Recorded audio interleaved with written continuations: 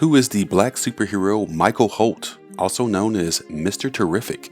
This character may not be very well known to you, but if you haven't seen the Superman 2025 movie yet, then you need to, because he's out here kicking ass and taking names. And although he's a supporting character, he's very important to the plot and winds up stealing every scene that he's in. So just who the heck is he? Is he a new character, or did he come from comics? Well, comics of course, and the ones that you don't read and you come to channels like mine to tell you what's going on.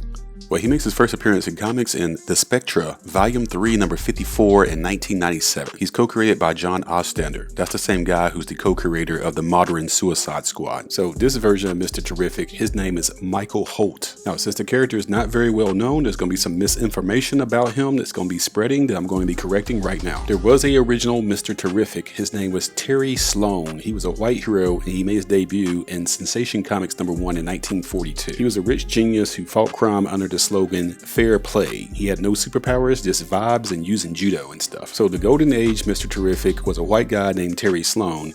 This Mr. Terrific is a black guy named Michael Holt. So we're talking about two different people, two different characters. The version we're talking about right now from Superman 2025 has always been black. Okay, now since we got some of that potential nonsense out the way, let's continue. Yeah, because for some reason, today's world, everything turns into a cultural war meltdown. Usually started by trolls who are trying to get clicks by getting people upset. So let's not take the bait and let's continue about Mr. Terrific, shall we? Yes, Michael Holt, aka Mr. Terrific. He's the smartest man in the room, smart and tough. He holds about 14 PhDs according to his bio. He speaks multiple languages, and he invented something called T-spears. Those little balls you see floating around him, that's what those are called, T-spears. Well, the T-spears are his signature tech that make him stand out from other heroes, and they're insanely versatile. They're kind of like floating supercomputers. They're about the size of baseballs, and they're controlled by his mind and his voice. He can use them for surveillance and hacking. He can use them for offensive weapons, and he can use them for flight and transportation, as well as holograms, communications, and analysis. And get this, it makes him invisible to all technology. So cameras, sensors, and motion detectors, they can't even see him. So he's a literal ghost in the machine. So what is his role in the live-action Superman 2025 movie? Well, he's a member of the Justice Gang, which consists of the Guy Gardner version of Green Lantern, Hawk Girl, and of course, Mr. Terrific himself. And get this, he's not just a sidekick, he's not comic relief. He's a legit strategist and a scientist helping Superman out of a jam in only the way he could. And no spoilers, but without Mr. Terrific, Superman is toast in this movie. And you may ask, who's the actor who is playing Mr. Terrific? And his name is Eddie Gaffagi. Not exactly a household name, but this is the good part, or should I say, this is the bad part. You may recognize him as the actor who played Darwin in X-Men First Class back in 2011. Yeah, he's that guy. He played the mutant Darwin, the one who can adapt to anything, the one that's supposed to be unkillable. He's the same actor who's now American, who was born in Kenya in 1979. This guy's a tremendous actor, and he has a Master of Fine Arts from New York University. He is not to be trifled with.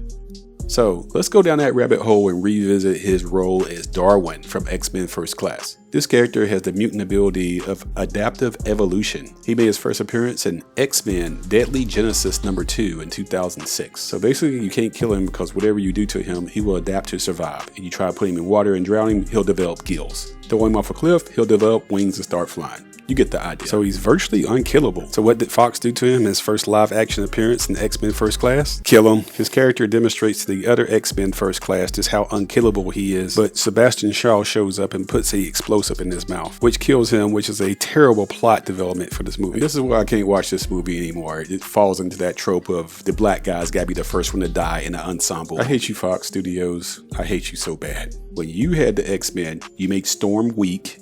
You killed Darwin. You did nothing with Jubilee whatsoever. Were you trying to sabotage all the persons of color within the X-Men on purpose? Or is it just me?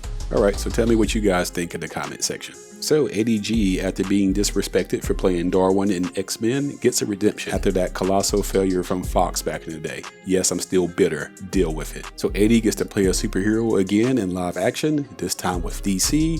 This time he gets to save Superman's butt. He helps save the day, he shows strength, he shows intelligence, and he doesn't die in the end. So now you say to yourself, if this character is so awesome, where has he been all this time? So he was created in 1997 by John Ostrander, and then they did what for nearly 30 years with him? A few things, but not nearly enough. Because it seemed like in the world of DC Comics, before the year 2020, the only black characters they were interested in was John Stewart Green Lantern and Cyborg. So everyone else, they act like they just didn't exist. So Guardian or Vixen or Bumblebee or Mr. Terrific never got a chance to shine. So what happened here is that James Gunn took over DC and became their Kevin Feige, basically. And is rebooting their universe. And basically what he did was a page out of his Guardians notes. Like he did with Drax the Destroyer and Gamora and Star-Lord and all these other characters, Groot, Rocket Raccoon, and give these cool characters a shot in live action that people don't know but can learn to know and learn to love. So, you want to know more about Mr. Terrific? Well, DC did something smart earlier this year. They released a new Mr. Terrific comic book series. Issue number 1 came out on May 28th, 2025. So here it is, Mr. Terrific number 1. Issue number 2 came out on June 25th, 2025. Issue number 3 comes out on July 23rd. There's an issue number 4 that will come out August 27th, and an issue number 5 that will come out September 24th, 2025. So you can get this whole 5-issue series. It's all under the banner of Mr. Terrific Year 1.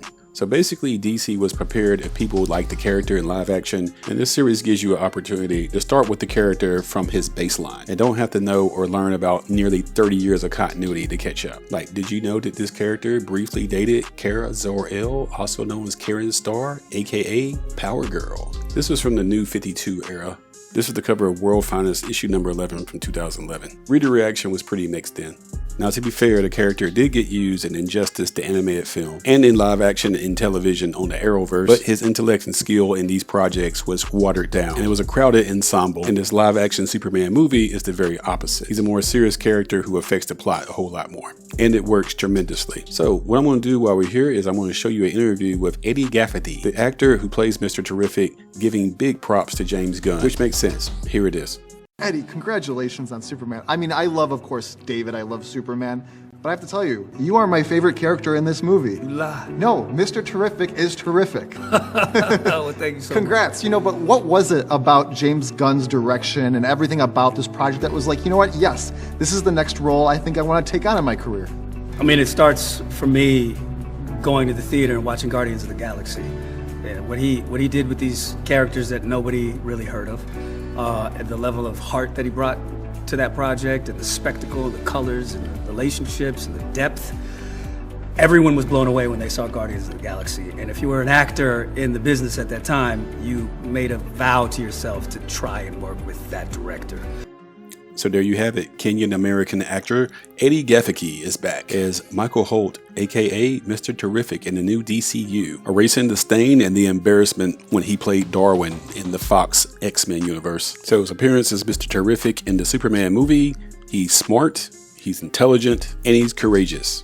And spoiler alert, he doesn't die. So if you haven't seen the Superman movie, I highly recommend it. James Gunn does some silly things as a writer and director. It's what he does. But most of it works and all of it lands for Mr. Terrific. He's an obscure but very interesting character, and I hope this video has helped you in learning more about him. There should be an end screen here for a video I made called 15 Black Mutants Besides Storm. Because when most people think about black characters in the X-Men universe, they can name Storm, maybe Bishop, but then it trails off after that. But there's actually more of them than you realize. So watch that video when you get a chance. Speak up in the comment section about Mr. Terrific. What do you think about him as a character? What do you think about the Superman movie? Don't forget to sub and click notifications. This is Comic Power signing out, saying bye-bye.